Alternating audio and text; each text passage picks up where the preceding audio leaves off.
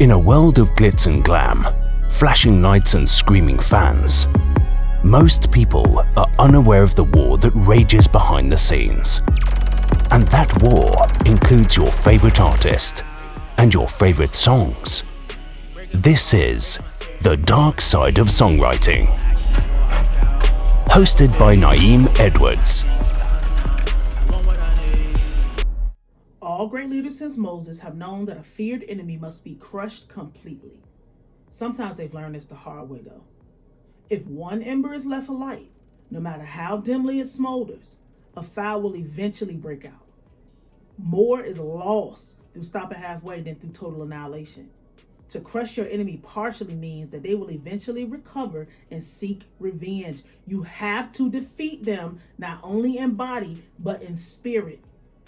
Recognize that you will accumulate enemies who you cannot bring over to your side, and that to leave them any escape will mean you are never secure.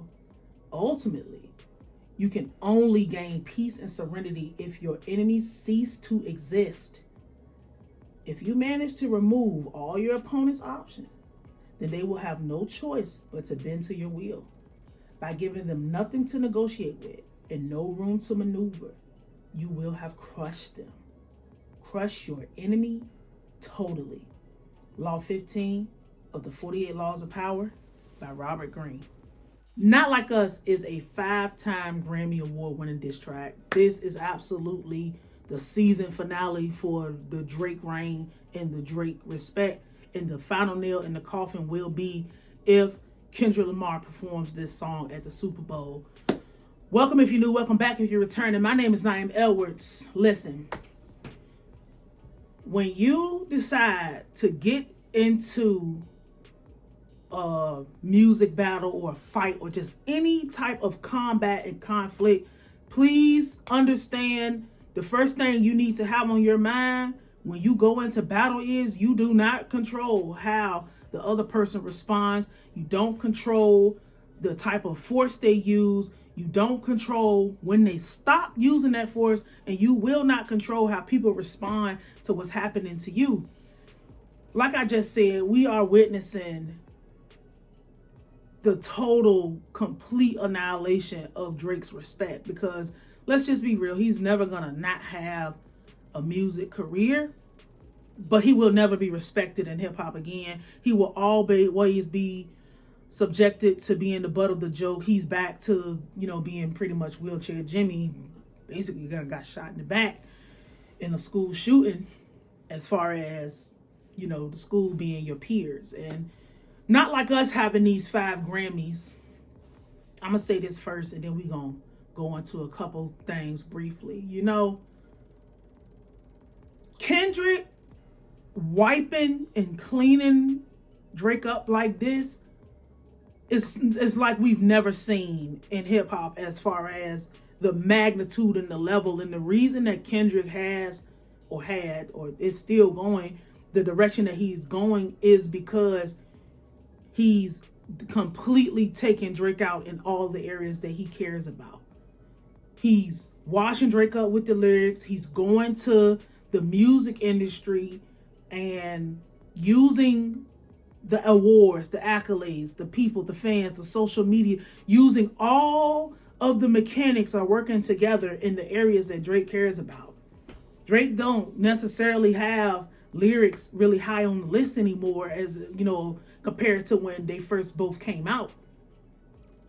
Hitting you in front of all your peers, humiliating you in front of the world, humiliating you in front of the music industry by just allowing you to collapse in your own mind, you being Drake. Drake collapsing his own mind because he's so disconnected and so out of touch as to what hip hop is at the moment, because we have to keep in mind that hip hop is popular music. Kendrick Lamar is a pop star.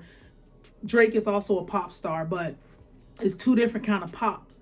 We've already discussed how Drake makes, the reason that Drake makes the kind of music that he makes is because he wants to have the impact. He wants to have the influence. He wants to have the respect, and he wants to have the people.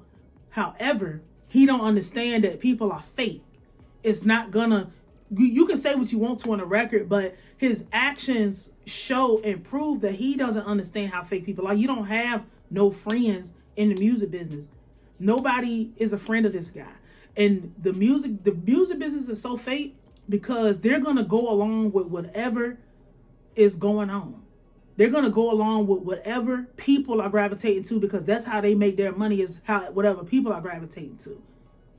Understand that this started off as just, that's what MCs do. Rap, hip hop, this is a contact sport. This is a contact genre. I'm rapping to be the best. I'm not rapping to be average or rapping to be just cool or the BS that they tell you in these songs. I just want to feed my family. That's bull. Like, that's cool and nice for that subsidiary of what culture is. But in this culture, rap and hip hop culture, I'm rapping to kill.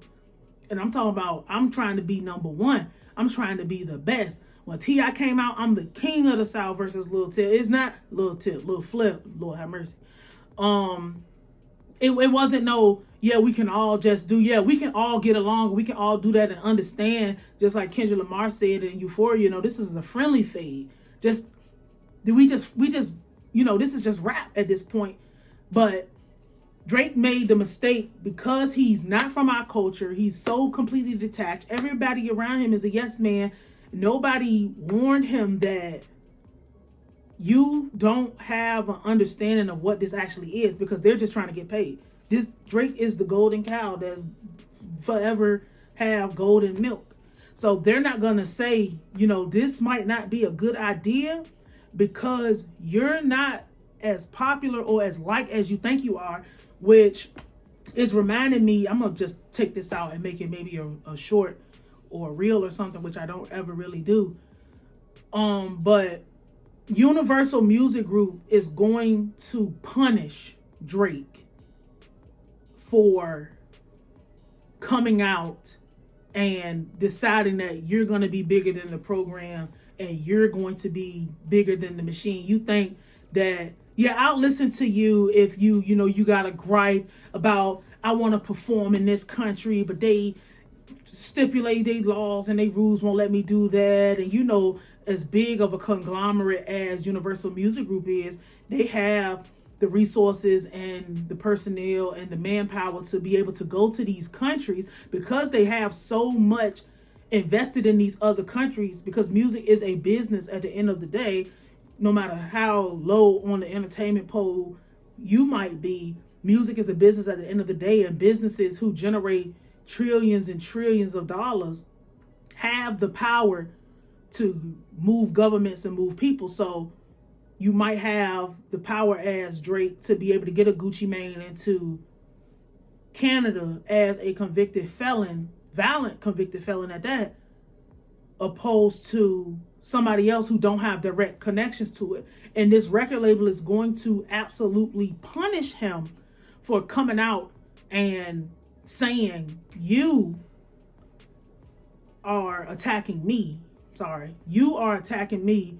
You are using other people to hurt me, even though we're all working in the same house. It's like you're using little brother to hurt big brother, and you're the dad. They're going to make sure that the nail goes into your coffin, because at the end of the day, they have the final say. They're going to make sure that you will not recover from you coming against me. They don't care about they don't care about the rap beef. Either way, Kendrick and Drake beef with anybody else, Universal Music Group gets paid, because that's who's going to be getting the biggest check at the end of the day. We can sit here and act like that one side is, that's just to speak on the Universal thing. Just Bree, I'm probably not going to take that out. But the thing is, you got into a situation where you don't understand. You're in a situation where you can't possibly believe that because the record label has helped you and afforded you all of these amenities and afforded you all of this privilege and afforded you all of the luxuries that no one else gets to benefit from because other people don't have the same kind of appeal that you can have universally by just being a neutral, something neutral that's kind of in the middle. You're not on this side, you're not on that side, but you can be on this side and you can be on that side. So you can play both sides. So I'm going to dump all my money into a stock that I know is going to give me 1,000% return, or more realistically, a 200% return, because 100% from this side and this side will still mess with them, and 100% from this side will still mess with them because they're in the middle. You can't possibly fathom how you got all these privileges and these amenities and you're still losing. And that's one of the reasons that he decided he wanted to lash out at Universal. And this is why he started lashing out at Kendrick Lamar in the beginning, because he thinks that Kendrick, I'm better than you because people will listen to my ABC 1, 2, 3 nursery rhyme music, because I have Lucian and I have everybody else in the offices that will do what I say, because I'm guaranteed to bring in profit. I'm guaranteed to bring in money. Kendrick and Drake are both pop stars. Do not get this confused. They're both pop. Rap is popular music. Pop is popular music. Popular music is just music that anybody can listen to and adjust to. But you do understand, you have two eyes, you can see, or one eye, or whatever, you can hear that this kind of music might not, Kendrick Lamar has that music that you have to make people like. It's pop music, but you got to actually get behind it and work it. Drake has music anybody can listen. You can cut that on for your kid and it be nothing, because it's not nothing really there. It's empty calories. It's chips versus a steak. Both are kind of cool, but like only one of them is really going to be sustainable. Drake, to kind of wrap this up, because we don't have to continue to rehash on these things. You wrote a check your ass couldn't cash. You got yourself into a situation that you tried to dictate how the outcome was going to be based on metrics in a situation that a culture you don't understand, a situation that privileges don't work in, because it's different rules in this. You were allowed to bully other people. You were allowed to throw your weight around in the industry. You were allowed to be number one and rule with an iron fist, until you realize that the label is only going to get behind whatever's working. They don't care about, and for real, every now and then we see records come through and just catch on fire. Not like us, came through and caught on fire. It's just like the Lil Uzi Vert song, the XO Tour Life. These are real hit records that come through and they catch on fire, and just everybody just gravitates to it. Everybody's just like, oh my goodness, like this is crazy. And not to mention, who don't love to see the biggest motherfucker fall down? Like, who don't love to see David slaying Goliath? It's a tale as old as time. That's why it is David and how David and Goliath end. Goliath, big conglomerate, the biggest one, the scariest one, and everybody around them do whatever they say, and everybody move when they say move, and you got degenerate people from everywhere that will say fuck Kendrick and fuck TDE and fuck all these other people. But then somebody come through and knock all that down, and now everybody's scattering like roaches. Why is nobody coming out and defending? You don't have people that can come out and defend the bullshit you've done, because you could have just kept rapping, but it was the foundation you've laid for yourself was rotted from the inside, and now it's starting to pull the house down with it. It's over, bro. It's just over. And it's over as far as his peers respecting him, because the Grammy Awards is where we all are. I am an elite level athlete. It's the Olympics of music. It's really the NFL, the NBA Olympic level of music. Me as a musician, all of my peers for this year, the elite level athletes, music athletes, get together for a year. We put all our work on the table and we see who did the best, who had the most impact, who was known the most. And that's another thing. And who is the best of the best, pretty much. Who can win? You know, Back to Back was nominated for a Grammy, and nobody would be saying, oh man, Kendrick's this. You know, ain't no red button to push. It wouldn't have been no BS from the other side if he would have won, you know. To be considered, the Grammys is still, you know, whether you like the Grammys or not, the Grammys is considered important because it is the highest accolade you can receive at the elite level of music, period. And again, just to wrap around the front, this is why Kendrick made sure that he had to make something that was just so, that he knew. This is a very calculated person. Like, look, bro, he's in a Canadian tuxedo, and then what a Canadian tuxedo is a jean jacket and jeans, you know, jean outfit. But it's like, you know, this person is so calculated and so crazy, but that's what music is. And Drake allowing his artistry to get to a level, because make no mistake about it, the label created this person. Like, this is a person who started off genuine and authentic and was turned into something that he probably doesn't want to be or didn't want to be, but he might have wanted to do that because it was nobody else to compete with as far as that level of music.